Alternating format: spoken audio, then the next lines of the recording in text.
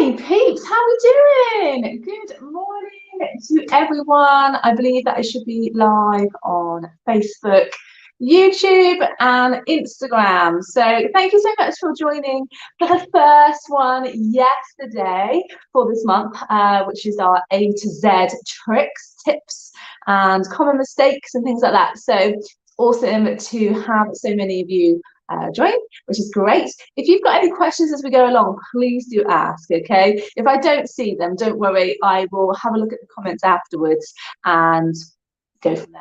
Answer them as we go, okay?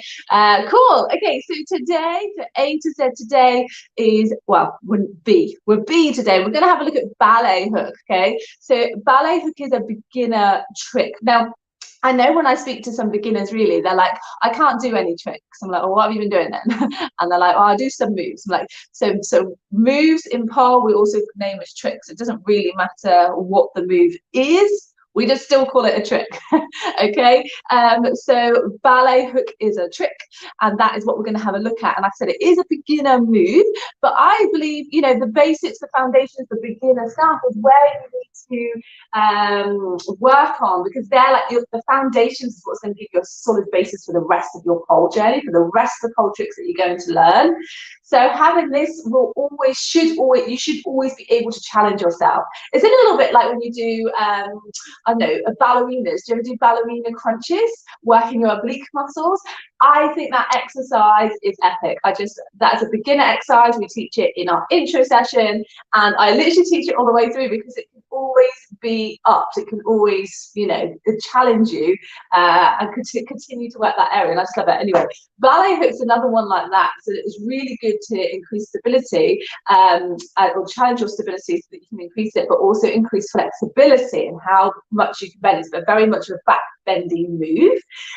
So if you're looking to increase flexibility in your back, and maybe you're working through our back and shoulders course, for example, or you're part of the program and you're going to get to work in your flexibility in developmental, using this as like a base so that you've got somewhere to like start, like how flexible is my back? This is how far I can get in this move.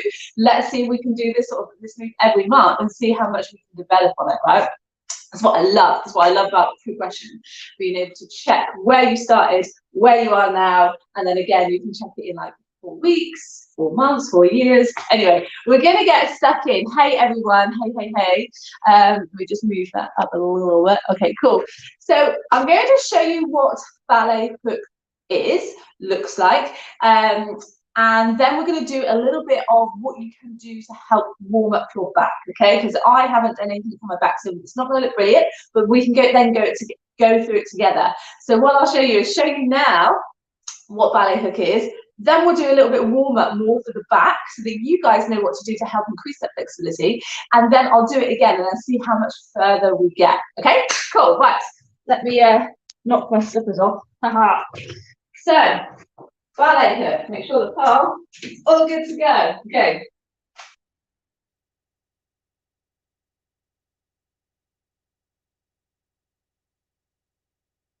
Okay, that's your ballet hook, okay? It looks really simple, but you can make it more challenging as well.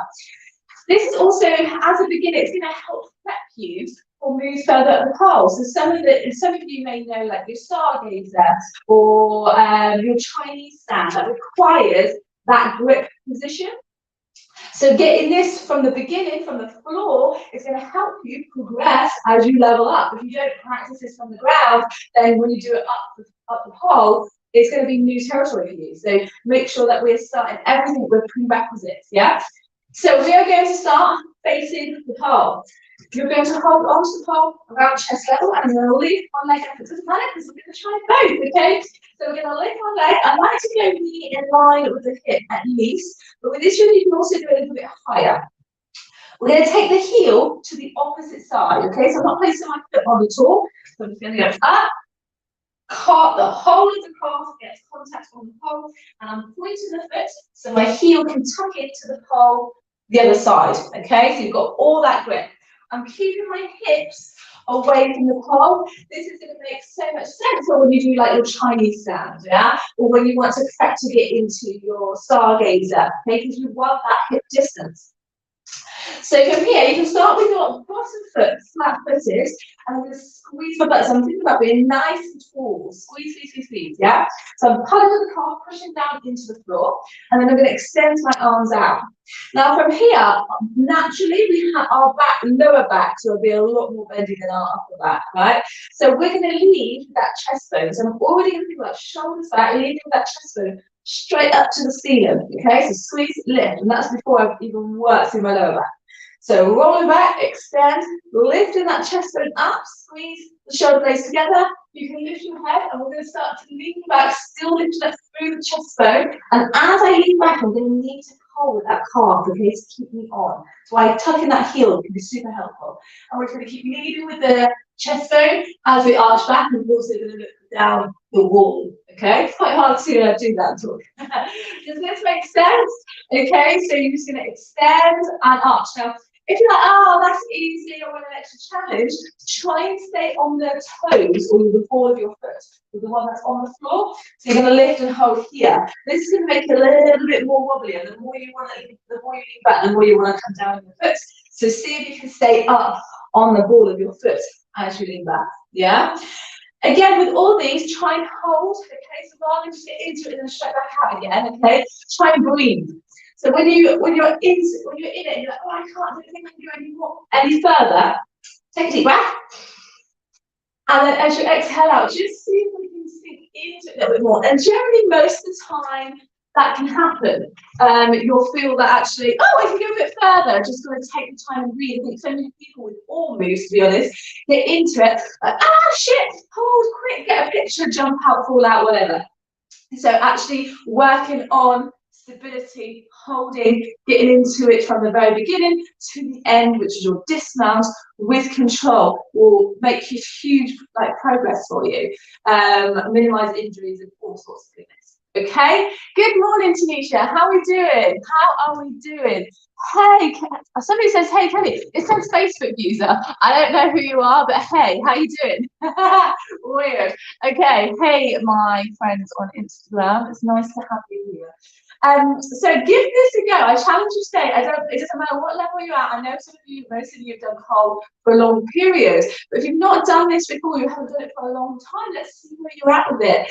I definitely think taking videos is better than pictures, because you'll be able to, because what happens with pictures, or even if we screenshot from our videos, we always obviously take the screenshot of our best part, and you could have held that for like a microsecond, and you're like, yeah, but actually we need to see what's happening really, yeah, how you're getting into it, how you're holding it, how long you're holding it for, what's engaging, what's pulling you out, do you fall out of it? So videos are always going to be what you want more than pictures, okay? So if you're going to ask me to take a picture, just so you can just take a video, hold the video, okay? If you're in the studio, if they allow you to, just set up your phone on record, because you'll be able to see what you're doing. And also, if you can take like recordings of your session, you'll see how much you'll hang around as well, and how much you're training and how much you're sort of procrastinating. That's one of my great things I love to do.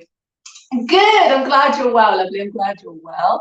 So we're going to have a look at doing some back warm-up exercises. So warm-up exercises as well as stuff that can increase your flexibility. So the great thing is as well, if you know what you're going to do in your training, which is why I'm so big on planning, you can dictate what you do in your warm-up to make sure you get the best results. Yeah? So the first one we will have a look at is your cat and cow. Classic, right? So we're going to be into an all-four position. So I'm going to do the warm-ups now, and then I'm going to see if I can get a little bit further, okay? So I'm going to tuck the tailbone under, okay? And I'm going to round my back and push that floor away, bringing my chin down towards my chest.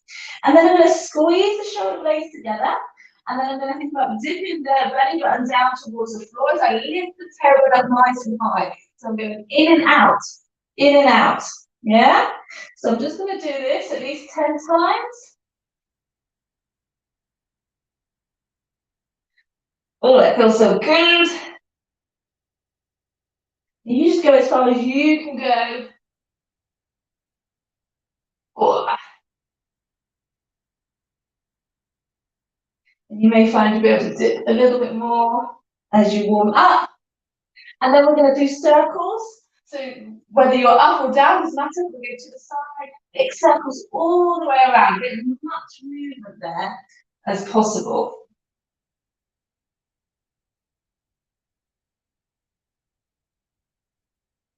Awesome. Let's go the other way.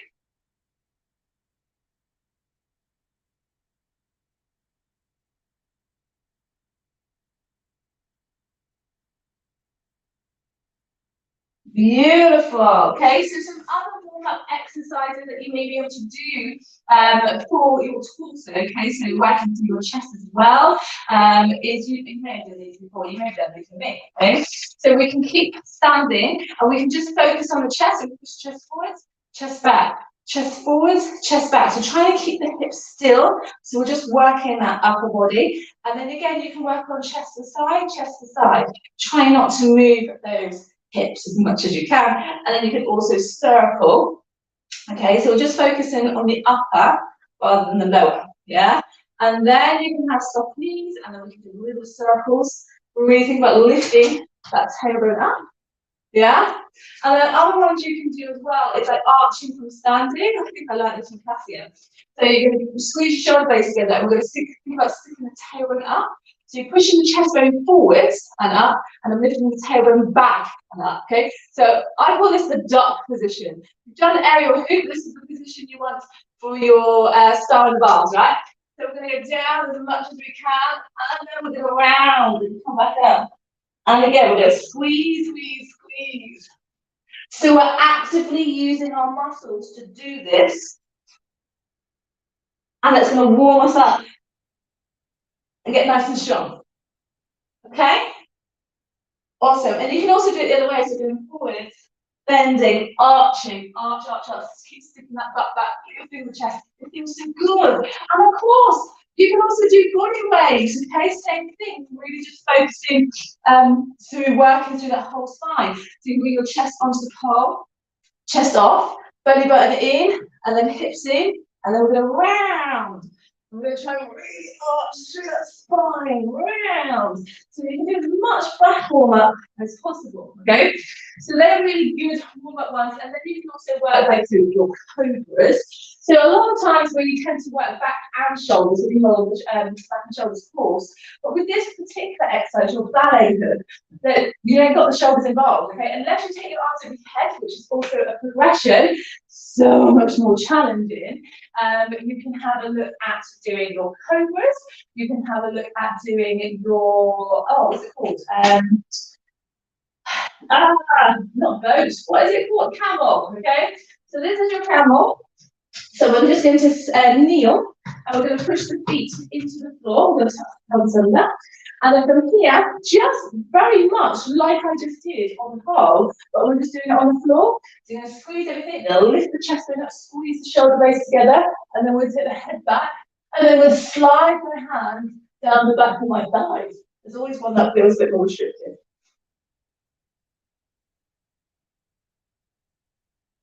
Okay, and then you can come back up. And then we can go down again.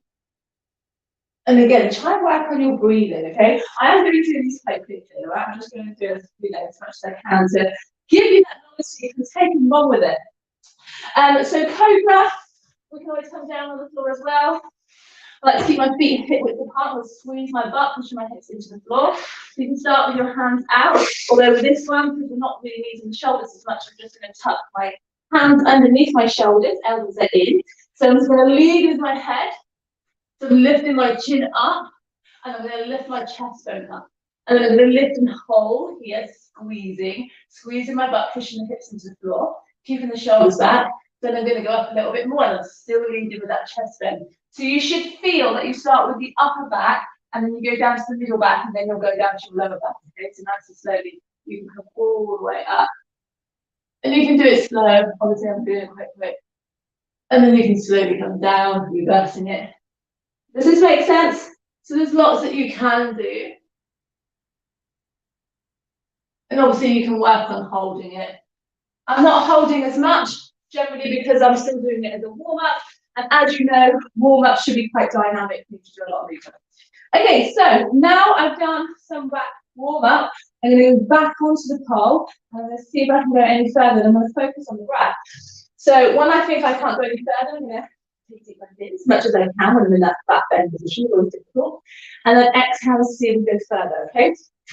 Then I'm also taking notes as well, and I'm giving you a lot of information here, of if any discomforts, like where hurts, if anything does hurt, where needs work and where feels tight. So you can use that information and take it and put it into your conditioning workouts or stretch workouts, whatever it may be that you've got planned. You know exactly what to do in there then as well. So I'm going to face the pole, calf arm, just like before. So I'm going to tuck the tailbone under, I'm going to squeeze the butt, I'm going to lengthen, and then I'm going to lift that chin up towards the ceiling, squeezing the shoulder blades, brace back, and then I'm going to go back. And I'm going to see if I can go a little bit further.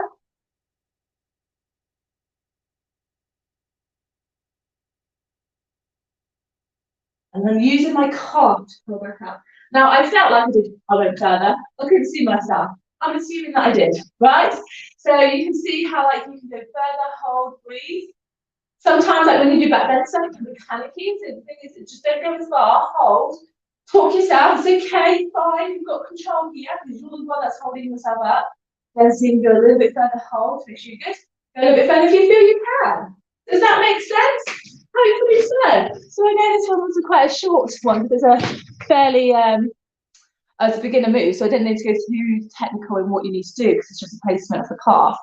But yeah, give that a go, please. Let me know how you find it, how far you can go. I don't know if you can actually respond in comments and put pictures, but I would love to see them. Like do it before, do loads of warm up for your back, breathe, go again. Let's see the difference between before and after, even in one session. So if you can see progress in one session, imagine what you could do when if you did it, did lots of warm up for your back, or did followed our 12-week back and shoulder course, and then did it again in 4 weeks, in 8 weeks, in 12 weeks. The difference would be insane.